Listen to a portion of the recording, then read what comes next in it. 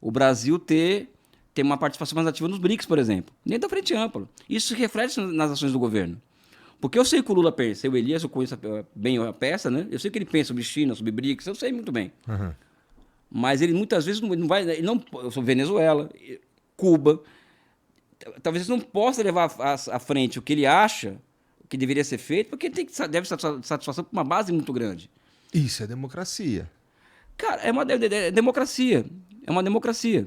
Isso aí não estou negando que seja democracia. Mas isso também, ela coloca freios, por exemplo, à construção de consenso no Brasil. Né? Porque você tem forças tem neoliberal a comunista. Então você tem dois extremos aqui no mesmo negócio. Né? Então como você vai se encontrar um consenso?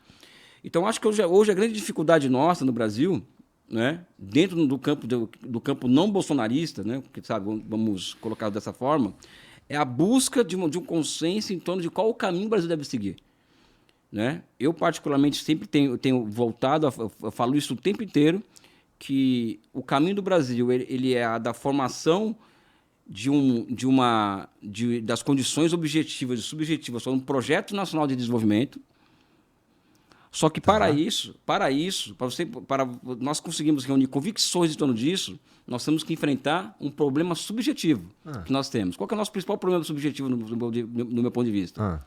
É um problema de falta de pensamento estratégico, ou seja, você hoje não tem, por exemplo, como tem na China, né? Vamos montar, 20 anos atrás, 5, 6 Big Techs aqui, Alibaba e tal, porque senão as deles vão entrar aqui. Ela vem pensando nisso há 20 anos. Vamos montar um sistema empresarial próprio e, a partir desse sistema empresarial, enfrentar o mundo. Vamos montar um sistema financeiro público, porque aí não fica na mão do setor privado, então o risco de ter crise é muito menor. Então, esse é um pensamento estratégico sofisticado lá atrás. O Brasil não tem mais isso. Não se debate mais o que eu chamo de categorias de totalidade. Ninguém fala mais em desenvolvimento, projeto nacional, capitalismo, socialismo, industrialização, né, reindustrialização, política industrial. Essas grandes narrativas, elas sumiram do debate público. Porque se a gente estivesse aqui exercitando essas grandes narrativas, nós estaríamos ia chegar a que ponto? Olha, eu e o Igor só pensamos diferentes, mas olha, tem uma zona cinzenta aqui de convergência e vamos caminhar a partir dela. Então, por exemplo, uma aliança com a China, por exemplo, significa submissão ao Brasil à China? Não. Ideologicamente, eu adoro a China, mas eu sou brasileiro, antes de mais nada. Não queremos submissão. Não quero submissão, sabe? Então, nós vamos chegar a um ponto do seguinte, olha, talvez a China seja o principal parceiro externo nosso, ou seja, pode ser a nossa janela externa para o processo de reindustrialização do Brasil. Para que a gente se torne cada vez mais autossuficiente e dependa menos dos outros. Exatamente. Mas eles são eles podem ter o potencial de financiar. E, cara, a China entrega hoje para o mundo as tendências que todo país do sul global deve aprender, na medida que os países do sul global, por serem pobres, não terem os instrumentos institucionais necessários para tal, construir tendências, planejar a sua economia, o seu futuro, através das tendências que o mundo aponta.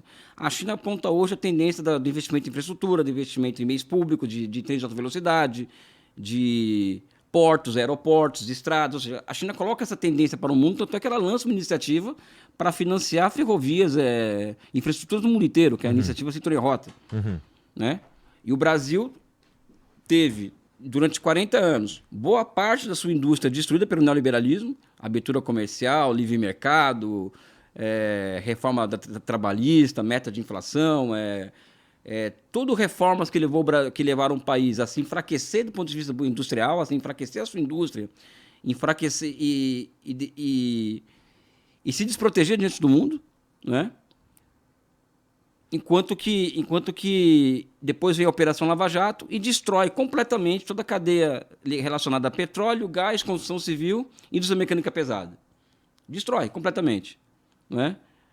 Então, e o desafio brasileiro hoje é o quê?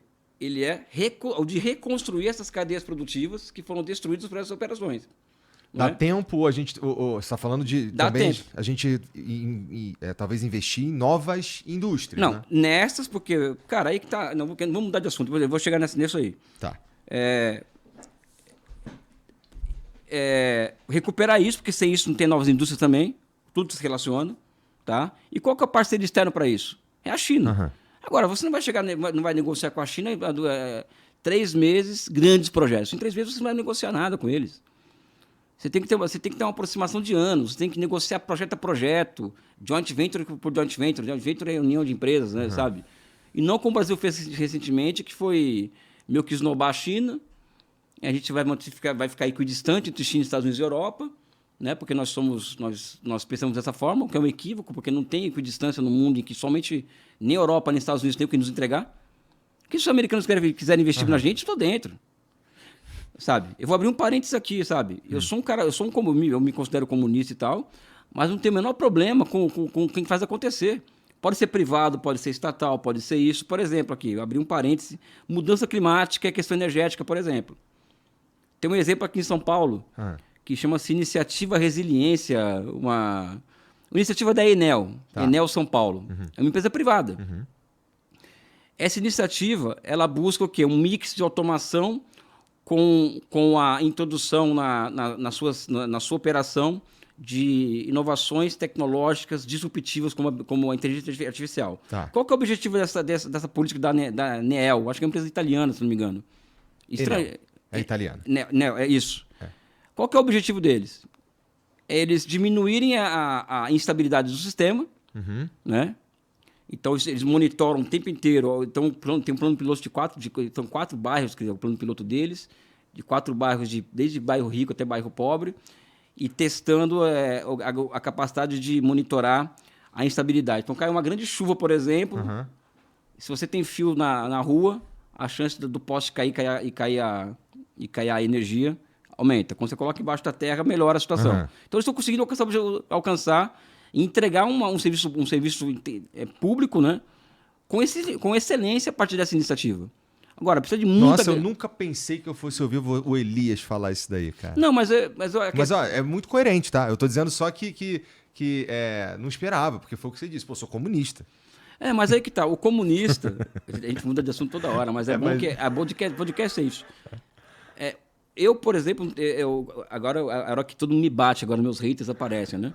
Eu não tenho nada contra a propriedade privada, eu não tenho nada contra o mercado, eu não sou anticapitalista, eu quero superar o capitalismo, eu quero que surjam outras formas de propriedade. Quando a propriedade privada for incapaz de entregar o que a sociedade demanda dela, vai ter que aparecer uma outra coisa.